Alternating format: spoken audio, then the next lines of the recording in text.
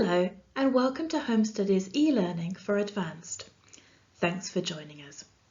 In this video, we'll take a look at Reading and Use of English Part 4, Sentence Transformation. We'll look at what this part of the exam involves and help you to develop the skills to change sentences without changing the meaning. You'll also do some practice exercises to become familiar with the strategies we show you. Before you get started, remember to print out the PDF handout of this unit so you can easily make notes and underline key information during the tasks. Or if you don't have a printer, you can download it to a different device and use a highlighting tool for note-taking. Let's look at Part 4 of the exam in greater detail. Part 4 is the sentence transformation. In this task, there are 6 questions. There'll also be an example question along with the instructions. Each question in Part 4 consists of 3 parts. You're given a lead-in sentence, which is a full, complete sentence. You're then given a key word, which will be shown in capital letters and in bold. Underneath this, you're given a second sentence, which has a beginning and an end, but is incomplete. So, what do you need to do in this task? Well, you need to complete the second sentence so that it has the same meaning as the lead-in sentence. And of course, the second sentence must be grammatically correct. The gap must be filled in with a minimum of 3 words and a maximum of 6 words. And finally, you must use the keyword that you are given. It's very important to note that it cannot be changed in any way. So, for example, if it's a singular noun, you can't make it plural. If it's a verb, you can't change the tense. And you can't change the part of speech. Let's examine how this part of the exam is marked. In previous videos, I've talked about parts 1 to 3 of the advanced exam. You may remember that in those parts, each question is worth 1 mark. However, in part 4 of the exam, there are 2 marks available for each question. So how does it work? Well, the mark scheme divides each answer in part 4 into 2 parts, and you get 1 mark for each half of the answer. Pause the video for a moment while you take a look at this example question and answer. Press play when you're ready. As you can see from the example, you get 1 mark for getting the first part of the answer, in spite of, and 1 mark for the second part of the answer, his lack. If you get the whole answer right, you'll be awarded 2 marks. So, what does part 4 of the exam test? Well, it tests both your grammar and your vocabulary. In addition, it tests your ability to be flexible and resourceful with your use of language. To do well in part 4, you'll need to be familiar with a wide range of collocations, idioms and fixed expressions, phrasal verbs and grammatical structures. So, we just mentioned grammatical structures. Now, let's take a look at a couple of tasks to see how comfortable you are with them. First of all, in task 1, you have a list of 4 grammatical terms and 4 sentences. Match the grammatical structure to the sentence which contains an example of it. You can write your answers on your PDF handout. Pause the video and press play when you think you're done.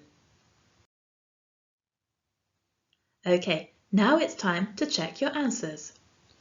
Compare your answers to the correct ones here. Did you get them all right? If not, you might want to pause the video and find some more examples of them in a good grammar resource. Pause the video while you check your answers and press play when you're ready to move on to the next task. Okay, time for task 2. In this task, we're testing your knowledge of conditional structures. Match each type of conditional structure to the correct example on the right. Write your answers on your PDF handout. Pause the video and press play when you think you're done. Okay, now check your answers. Did you get them all right? If not, you might want to pause the video and review some of the trickier conditional structures. Pause the video and press play when you're ready to move on to the next task. In the next task, we're testing your ability to transform sentences. In sentence 1 and 2, transform the sentences from the active to the passive voice. In sentences 3 and 4, transform them from relative clauses to reduced relative clauses. Write your answers on your PDF handout.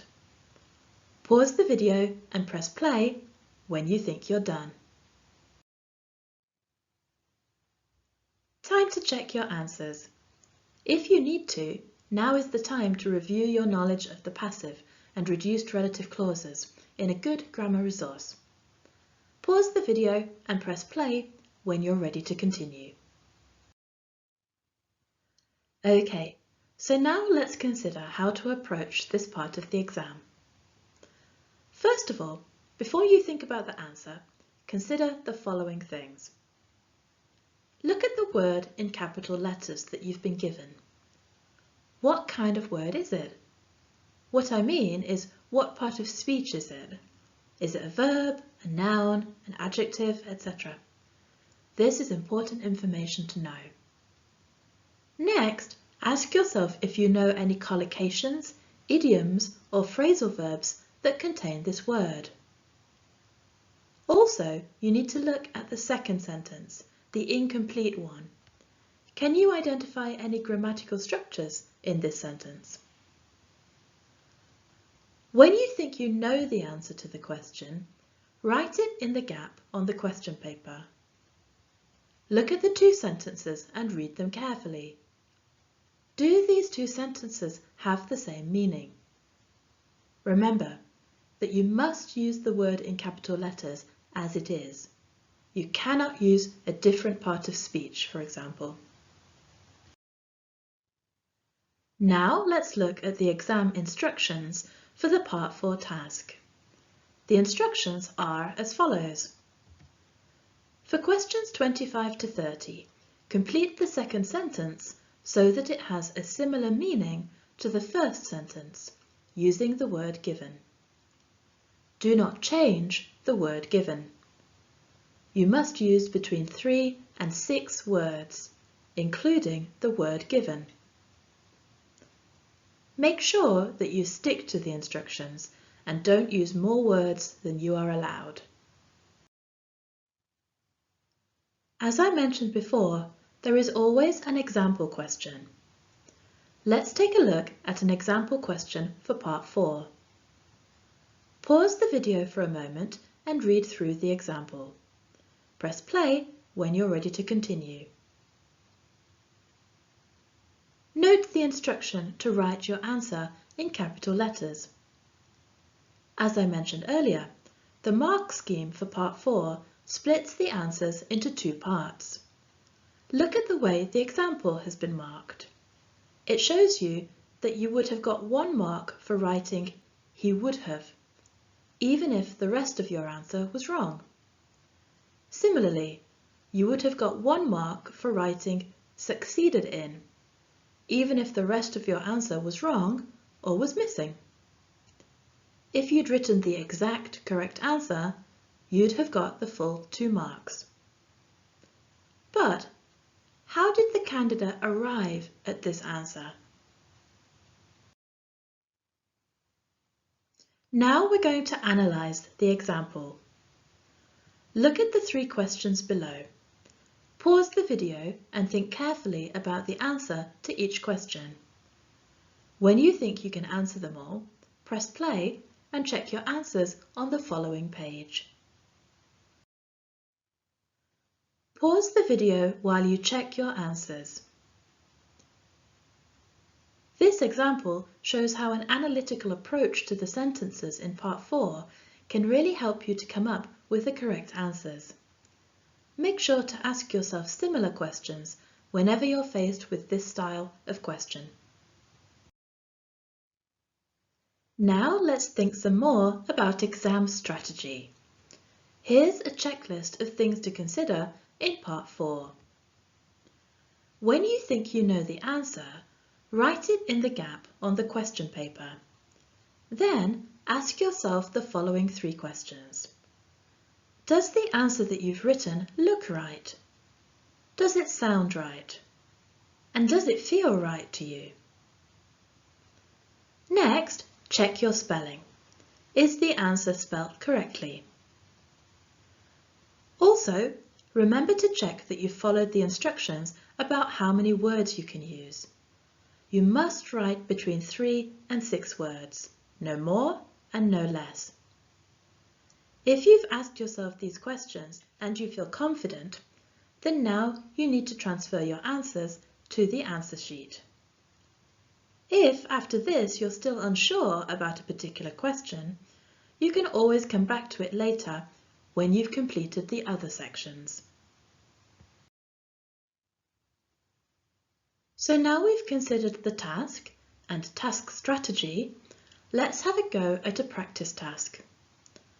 On the following pages, you'll find 6 Task 4 style questions. Use the clue style questions at the bottom of the page to help you. Pause the video and press play when you're ready to check your answer. Okay, so here you have the answers to the 2 clue style questions, and you have the correct answer to question 25, which is in the habit of playing. Pause the video and press play when you're ready to continue. Question 26. Pause the video and press play when you're ready to check your answer.